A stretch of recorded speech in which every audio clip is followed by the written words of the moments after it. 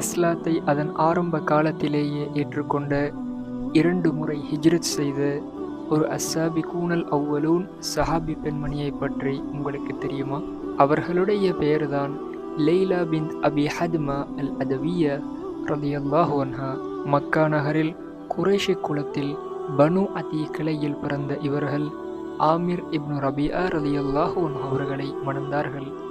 நபி அவர்கள் இஸ்லாத்தை நோக்கி அழைப்பு விடுத்ததுமே குடும்பமாக சேர்ந்து இஸ்லாத்தை ஏற்றுக்கொண்டார்கள். இவர்களது இல்லம் ஒரு சாதாரண மக்கா வீடாக இருந்தது. பிறகு ரகசியமாக குர்ஆன் ஓதப்பட்ட, தொழுகை நடத்தப்பட்ட ஒரு இடமாக மாறியது. முஸ்லிம்களுக்கு எதிரான அத்துமீறல்கள் எல்லை மீறிய போது அபிசீனியாவுக்கு ஹிஜ்ரத் செய்ய முஸ்லிம்களுக்கு அழைப்பு விடுக்கப்பட்டது. பதிலளித்தவர்களில் லைலா ரலியல்லாஹு அன்ஹா அவர்களும் அவரது கணவரும் இணைந்து கொண்டார்கள். இருவரும் தங்கள் சொந்த நாட்டையும் குடும்பங்களையும் பாதுகாப்பையும் விட்டு அந்நிய தேசத்துக்கு பயணமானார்கள். 5 வருடங்கள் கழிந்தன.